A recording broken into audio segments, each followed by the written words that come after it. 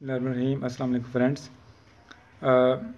Today we discuss binary arithmetic and Boolean logic, part 7 of the lecture series Computer Science Lecturer PPSC BS 17. तो ये lecture series है जिसके अंदर आप computer science lecturer की जो पोस्ट है पीपीएससी के ऊपर आई हुई है उसके सिलेबस को कवर करने के लिए आपको ये पढ़ाया जा रहा है और इसमें हम पूरा लेक्चर या सिलेबस कवर करेंगे। इसके अंदर जो उसके अंदर पेपर की रिक्वायरमेंट के लिए ज़रूरी है। ये पार्ट 7 है। इससे पहले हम पार्ट 6 पढ़ चुके हैं। अगर आप चैनल के ऊपर नए हैं तो काइंडली इसको सब्सक्राइब कर दें। चलिए शुरू करते हैं आज का लेक्चर, जिसके अंदर हम binary arithmetic and Boolean logic पढ़ेंगे। बाइनरी अरिथमेटिक्स के अंदर हम क्या पढ़ते हैं कि उसके अंदर प्लस बाइनरी नंबर कैसे प्लस हो रहे हैं, माइनस हो रहे हैं, मल्टीप्लाई हो रहे हैं और उसकी डिवीजन इसका डिस्कस की जाएगी। ठीक है ना। तो बाइनरी अरिथमेटिक क्या होता है? The arithmetic of a binary number means the operations of addition, subtraction, multiplication and division. Binary arithmetic operations start from the least significant bit from the rightmost side. यानी बाइनरी अरिथमेटिक के अंदर वही मैंने आपको पहले बताया है कि हम इसके अंदर क्या करते हैं, एडिशन, सब्सट्रैक्शन, मल्टीप्लिकेशन और डिवीजन, और जो भी इसमें होती है वो जो राइट मोस्ट साइड होती है या लीस्ट सिग्निफिकेंट बिट होती है वहाँ से शुरू की जाती है इसकी बाइनरी अरिथमेटिक। ठीक हो गया। सबसे पहले हम पढ़ेंगे बाइनरी एडिशन। बाइनरी एडिशन में दो नंबर हैं, फर्स्ट करो ए और बी।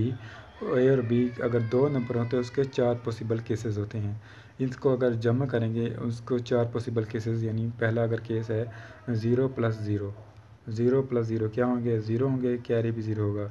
0 + 1 क्या होते हैं? 1 होते हैं और कैरी 0 होगा। 0 प्लस, जैसे आम हम 0 + 1 करते हैं तो 1 आता है, वैसे 1 हो गया। इसी तरह लास्ट इसमें जो केस नोट करने का है वो है लास्ट केस 1 + 1 कितने होते हैं? 2 होते हैं, लेकिन 2 की बजाय यहाँ पर हम लिखेंगे 10। जैसे 10 होता है 1 + 1 10 लिखेंगे, इसमें 0 लिखा जाएगा, राइट डाउन किया जाएगा और 1 जो है यहाँ पर कैरी किया जाएगा। ठीक है, ये लास्ट में आपने इसको याद रखना है। एग्जाम्पल है बाइनरी एडिशन की। एक नंबर है यहाँ पर, पहला नंबर है इसमें 0 1 0 1 1 0 0, उसमें 00 1 1 0 0। इनको अगर हम प्लस करें 0 0 0 हो गया, 1 0 1 हो गया, 0 1 1 हो गया। अब थर्ड में पहले तो आराम से हमने इसको प्लस करते जा रहे हैं। थर्ड में 0 और 1 यहाँ पर देखें, आराम से ऊपर 0 और 1 कितने होंगे? 1 हो गया। थर्ड के बाद जो फोर्थ आ रहा है ये चीज़ नोट करने की है। फोर्थ में 1 + 1 कितने होते हैं? 2 होते हैं। 2 यानी बेस पूरी होगी, 10 लिखेंगे। 10 का 1 + 1 हम इसको 10 समझेंगे। 10 का 0 यहाँ पर राइट डाउन किया है और 1 को ऊपर कैरी किया है। फिर 1 + 1 1 कैरी और 1 कितना होगा? 10। 10 का 0 यहाँ पर लिखा है और 1 कैरी किया है। ठीक है, फिर 1 0 के अंदर जमा किया, 1 आया। ये हमारे पास उसका आंसर आया है। ठीक हो गया। तो अगर आप इसको चेक करना चाहते हैं 26 में से और 12 जमा करेंगे 38 आ जाएंगे। अब हम पढ़ेंगे सब्सट्रैक्शन। सब्सट्रैक्शन के अंदर बाइनरी सब्सट्रैक्शंस का जो रूल है वो है, ये रूल डिस्कस कर रहे हैं बेसिकली। तो दो नंबर हैं ए और बी, अगर दो नंबर हैं उसके 4 पॉसिबल केसेस होते हैं। तो 0 - 0 क्या होंगे? 0 होगा और 1 - 0 1 आएगा, 1 - 1 0 होएगा और 0 में से 1 निकालेंगे तो 0 में से 1 नहीं निकल सकता, तो हम 1 कैरी करेंगे तो 0 को राइट डाउन किया जाएगा। ये लास्ट फोर्थ केस जो है ये इसके अंदर इम्पोर्टेंट है। 1 जब 0 में से 1 नहीं लेस होगा तो 1 कैरी किया जाएगा, 2 10 हो जाएगा। 0 यहाँ राइट डाउन करेंगे और 1 को बारो करेंगे। इस जब 0 नहीं लेस होगा तो 1 बारो किया जाएगा। ठीक है ना। एडिशन में कैरी होता है और सब्ट्रैक्शन में बारो होता है।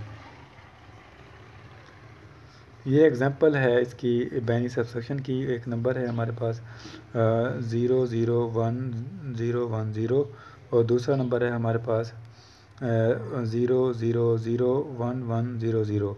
सब्सट्रैक्ट करेंगे, 0 में से 0 किया, आराम से कर लिया हमने। 0 से 1 में से 0 किया, 1 कर लिया। और 0 में से 1 जो है ये नहीं होता, ये जो है ना थर्ड, ये नोट करने का है। 0 में से 1 नहीं हो सकता, हमने यहाँ से किया क्या 12 किया, आ रहा हमारे पास 10, ठीक है ना। 2 आया, 2 में से 1 लेस किया, हमारे पास 1 बचा, ठीक है। और 1 वहाँ पर 2 में से यहाँ पर आया 1, 1 में से 2 में से 1 किया, हमारे पास 1 बचा, ठीक है। आगे यहाँ 0 बचा था, 0 में से 1 यहाँ पर 12 किया था, फिर उस 1 की पावर क्या थी 2, उस 2 में से 1 लेस किया, 1 बचा हमारे पास, फिर यहाँ पर रहा 0, आगे 0 0, ठीक है ना। ये उम्मीद है आप लोगों को समझ आ गई होगी। अगला क्वेश्चन है रूल्स फॉर बेनिज मल्टीप्लिकेशन। इसके रूल हैं 0 0 1 1 0 0। इसको मल्टीप्लाई जैसे हम सिंपल आम मल्टीप्लाई करते हैं वैसे ही हम मल्टीप्लाई करेंगे। तो मल्टीप्लिकेशंस का आपको पता होना चाहिए, पहले एक डिजिट को तमाम से मल्टीप्लाई किया जाएगा। पहला 0 है तो तमाम 0 आ गए, फिर दूसरा 0 है, दूसरे भी 0 आ गए, एक यहाँ पर हम छोड़ते जाएंगे स्पेस, दूसरे के ऊपर 2 स्पेस छोड़ेंगे, तीसरे के ऊपर 3 स्पेस छोड़ते जाएंगे। 1 को तमाम से मल्टीप्लाई किया, फिर 2 को तमाम से मल्टीप्लाई किया, फिर 3 को थर्ड वन जो है इसको मल्टीप्लाई किया, फिर फोर्थ वन को मल्टीप्लाई किया, फिर आखिर में इन सबको प्लस करेंगे। जैसे हम आम मल्टीप्लिकेशन करते हैं वैसे ही यहाँ पर मल्टीप्लाई करेंगे, हमारे पास आंसर आ जाएगा। अब है एग्जांपल हम बाइनरी डिवीजन की। बाइनरी डिवीजन के अंदर हम क्या करेंगे, जैसे हम आम बाइनरी डिवीजन करते हैं वैसे एक नंबर है, उसको जो बड़ा नंबर है उसको अंदर रखेंगे डिवीजन के, और जो छोटा नंबर है इसको बाहर रखेंगे। बड़ा नंबर कौन सा है 1 0 1 0 1 0, छोटा नंबर है 0 1 1 1।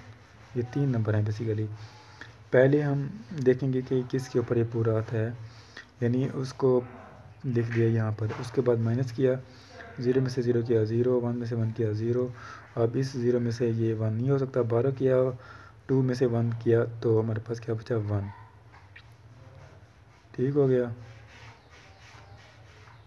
नेक्स्ट 1 हमने उतारा, उसमें से 1 में से 0 निकाला 1, यहाँ 0 नहीं हो सकता है, 12 किया 1, 2 में से 1 निकाला 1, यहाँ 1 में से 1 निकाला 0, ठीक है। नेक्स्ट किया, इस तरह हमारे पास आंसर आया 1 1 1 1, ठीक है। आमतौर पर आप भी कर सकते हैं, 42 को हम अगर डिवाइड करेंगे 6 के ऊपर तो हमारे पास 7 जवाब आएगा। ये एग्जांपल थी बाइनरी डिवीजन की। इसके बाद आगे हम पढ़ते हैं बूलियन लॉजिक। बूलियन लॉजिक क्या होती है, Boolean logic is a form of algebra in which all values are reduced to either true or a false. Boolean logic में तमाम वैल्यू ट्रू होती हैं या फॉल्स होती हैं, ठीक है। मिसाल के तौर पर बूलियन लॉजिक के अंदर तमाम वैल्यू ट्रू और फॉल्स, मिसाल के तौर पर जैसे ये और गेट है, और गेट और का मतलब रहता है कि कोई एक अगर 1 है तो उसको 1 लिखेंगे, 0 0 ये आर गेट है तो ये 0 0 में दोनों 0 हैं तो इसको 0 लिखेंगे, 0 और 1 दो वैल्यू हैं एक्स एंड वाई में से कोई भी 1 होगी तो 1 लिखेंगे। दूसरे कंडीशन में हमारे पास y जो है 1 है तो हमने 1 लिख दिया। तो तीसरी कंडीशन में x 1 है और y 0 है तो अभी 1 लिख लिया। फोर्थ कंडीशन में दोनों 1 है तो अभी 1 लिख लिया। इसी तरह एंड गेट में देखें, एंड गेट में का रूल ये है कि अगर दोनों वैल्यू 1 होगी तो उसको 1 लिखेंगे। जैसे मिसाल पर दो वैल्यू हैं x एंड y, x और y के अंदर फोर्थ कंडीशन देखें कि इसके अंदर दोनों 1 हैं तो 1 लिखेंगे। Truth table formation or truth table represent a table having all combination of inputs and their corresponding results। Truth table के अंदर हम तमाम जो इनपुट्स होती हैं वो लिखते हैं और उसके corresponding results लिखते हैं। It is possible to convert this switching equation into a truth table. हम यानी कोई भी इक्वेशन है उसको ट्रुथ टेबल में की फॉर्म में लिख सकते हैं। For example consider the following switching equation. हम आगे स्विचिंग इक्वेशन पढ़ेंगे। हमने किसी भी इक्वेशन का ट्रुथ टेबल बनाना है। मिसाल के तौर पर एक इक्वेशन है जिसके अंदर 3 वैल्यू हैं ए बी सी का फंक्शन इसे भी हम कह सकते हैं equal to a plus b c. The output of will be 1 if a equal to 1 और बी सी इक्वल टू 1 और बोथ आर 1। इसके अंदर कौन सा गेट इस्तेमाल होता है, और गेट इस्तेमाल हो रहा है। तो और गेट के अंदर अगर दोनों वैल्यू यानी बी सी 1 होगा या ए 1 होगा तो ही 1 आउटपुट आएगी। ठीक हो गया। हम इसका ट्रुथ टेबल बना रहे हैं ABC। इसके अंदर अगर 3 वैल्यू हों उसके पॉसिबल कम्बिनेशंस कितने बनते हैं, 2 की पावर, अगर हम 3 वैल्यू हों तो उसकी पॉसिबल कम्बिनेशन कितने बनते हैं, 2 की पावर हम 3 करेंगे तो पॉसिबल कम्बिनेशन 8 बनते हैं, 0 के अलावा 8 बनते हैं। तो देखें अब इसके पॉसिबल कम्बिनेशन बनाए हैं। पहला 0 0 0, फिर 0 0 1 1 0 1 1 0 1 0 1 1, फिर 1 0 0 1 0 0 1 1 1 0 और फिर ऑल 1। ठीक हो गया। इसको आप याद रखने के लिए आप इसको यूँ कर सकते हैं, पहले 1 से शुरू करें, फिर इसको 0 कर दें, फिर इसको 1 कर दें, फिर दोनों को 1 कर दें, फिर दोनों को 0 कर दें, फिर 1 कर दें, फिर पहले को 1, फिर आखिरी 1, फिर आखिरी 2 1, फिर इस तरह तीनों 1। इस तरह बना सकते हैं। अब हमने पढ़ा था इक्वेशन क्या थी, इक्वेशन ये थी इसके अंदर A प्लस BC। अब A इसमें 1 है, ठीक है ना, या तो BC 1 1 हो या A 1 हो। अब इसमें फोर्थ में देखें, इसमें BC 1 है तो इसको हमने आउटपुट में क्या लिखा 1। इनपुट अगली इनपुट में A 1 है वो 0 है तब भी 1 लिखा। अगली इनपुट में A 1 है वो 0 है तो तब भी 1 लिखा। यानी कोई एक इनमें से BC या A में से कोई एक आउटपुट 1 होगी तो हम 1 लिखेंगे। बाकी अगर दोनों में से दोनों 0 होंगी तो हम 0 लिखा है। ठीक हो गया। उम्मीद है आप लोगों को समझ आ गई होगी। Thanks for watching my video. Please like share and comments and subscribe my channel. Okay, अल्लाह हाफिज़।